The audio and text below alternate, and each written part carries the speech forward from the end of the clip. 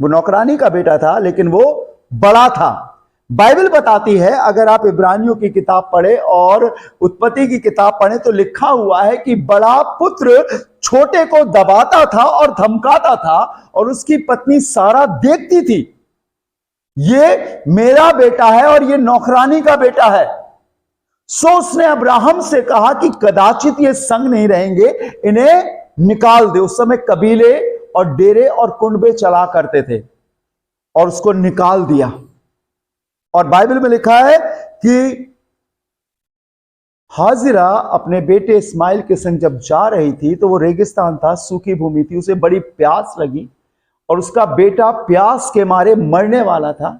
तब हाजिरा ने अपने हाथों को उठाकर खुदावंद की दुहाई दी और कहा, मेरी क्या गलती है प्रभु, जो ये सजा मुझे और मेरे बेटे को मिल रही है?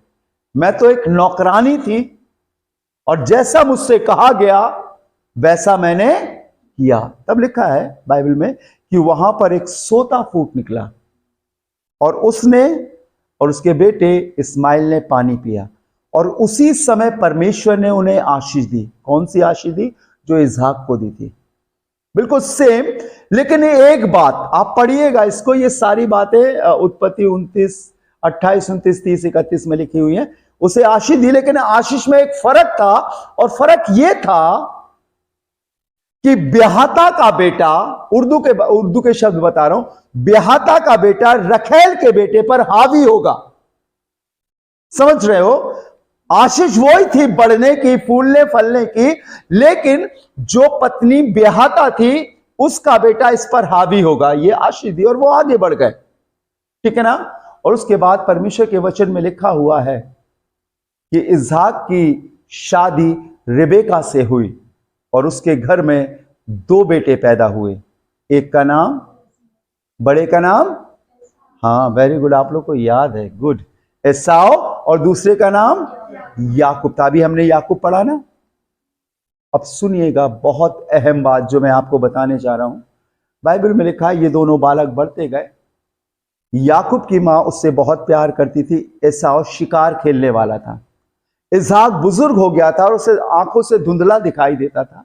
उसने अपने बेटे एसाव से कहा, एसाव ही एदोम बना। एदोम नाम पढ़ते हो ना आप लोग? ठीक है ना? जब आप एदोम पढ़ो तो एदोम का मतलब है कि जो पैदाइश एसाव के द्वारा हुई वो एदोमी कहलाए। ठीक है ना? अभी और भी चीजें मैं खुलासा करता जाऊंगा धीरे धीरे धीरे धीरे। तो बाइबल में लिखा हुआ है कि उन्होंने कहा कि अब मैं बुजुर्ग हो गया हूं और मैं आशीर्वाद देना चाहता हूं। ये आशीर्वाद की विधि कहां से शुरू हुई आपको मालूम है? कोई पढ़े जल्दी से, उत्पत्ति 12वां अध्याय पहला पद, जेनेसिस चैप्टर 12 वर्स 1 पढ़िए, देखिए। हाँ पढ़े। यहोवा ने अब्राहम से कहा, अपने देश और अपने कुटुंबियों और अपने पिता के घर को छोड़कर उस देश में चला जा जो मैं तुझे दिखाऊंगा। ठीक है, आगे। और मैं तुझसे एक बड़ी जाति बनाऊंगा। ठीक है। और तुझे आशीष दूंगा और तेरा नाम महान करूंगा और तू आशीष का मूल होगा। हाँ, जो तुझे आशीर्वाद दे। आशीष का मूल, आशीष का मूल का मतलब क्या समझते हैं? आशीष की जड़। हम लोग साइंस पढ़े होंगे ना, थोड़ा बॉटनी वगैरह पढ़े होंगे ना, उसमें लिखा है ना कंदमूल और ये मूल और वो मूल।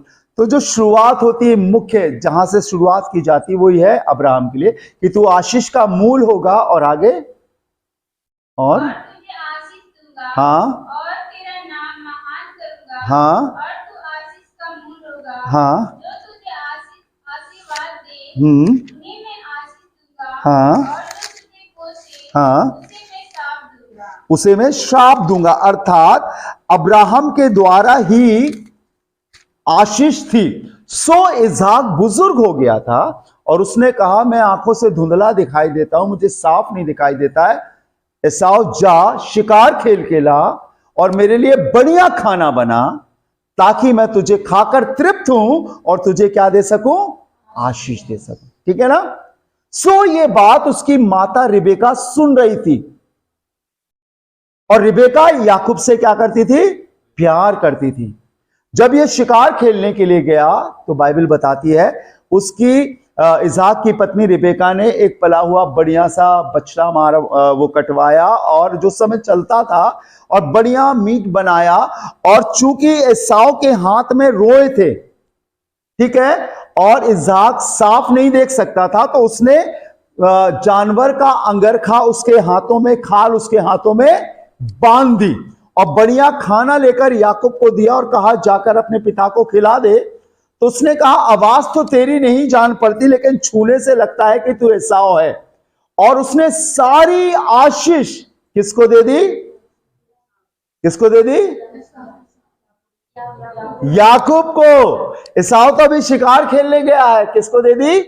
याकूब को। और इसने धोखे से सारी आशीष ले ली। अब जब एसाव आया तो उसकी माता ने याकूब को अपने भाई या याकूब के मामा के यहां, लाबान के यहां पर भेज दिया। और जब ये खाना वाना बनाकर आया उसके पास, तो बाइबल में लिखा है कि इसने आशीष माना चाहिए, लेकिन इसको आशीष नहीं मिली। तब ये मन ही मन ढूंढने लगेगा, कहाँ है मेरा भाई, कहाँ है, मैं उसे मारूंगा, उसने मेरे संग धोखा किया है।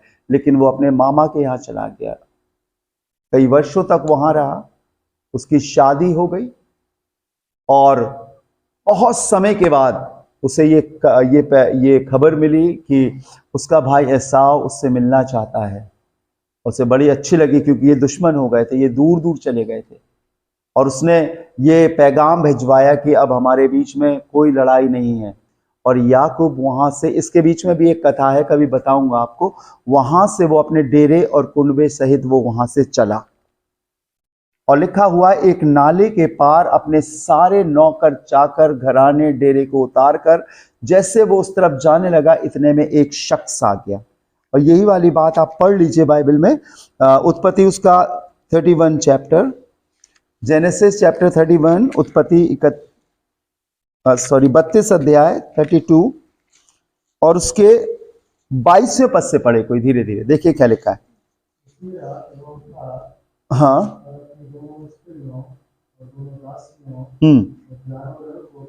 कितने लड़के थे याकूब के? 11 थे ना। अभी हमने पीछे पढ़े, कितने पीछे? 12 है, ये 11, यहाँ तो 11 लिखा है। बाद में बिन्यामीन पैदा हुआ था जो सबसे छोटा था, ठीक है ना। ठीक है, आगे। उतर गया।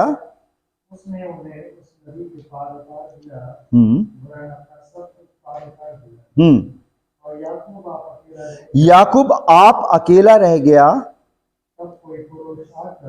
तब कोई पुरुष आकर सुबह होने तक उससे मलयुद्ध करता रहा। सब चले गए, याकूब वहां पर रह गया, और एक शख्स आकर, एक फरिश्ता आकर उससे लड़ने लगा। और कब तक? सुबह तक। 25वां पद पढ़िए। हाँ, वो ये सोचने लगा कि मैं याकूब को अब हरा नहीं सकता। हाँ, चढ़ गई, उसकी नस को पकड़ा और वो नस क्या हुई? चढ़ गई। 26वां पद। मुझे जाने दे क्योंकि सुबह होने वाला है। अब सुनिएगा इस बात को सभी लोग ध्यान से, इसे अंडरलाइन कर लीजिए, कोई भी वर्ड छिपने ना पाए, आप बार बार इसे पढ़िएगा। हाँ, तब याकूब ने कहा, हाँ, जाने ना दूंगा। हाँ, तेरा नाम क्या है? हाँ, याकूब।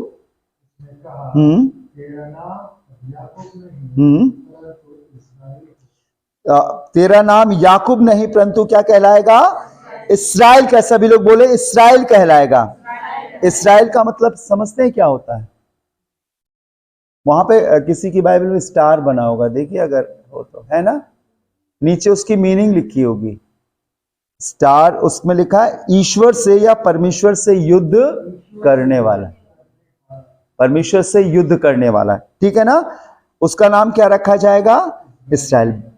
पहली बार इस दुनिया में यदि इस शब्द का संबोधन हुआ या बताया गया है, वो यहीं पर है।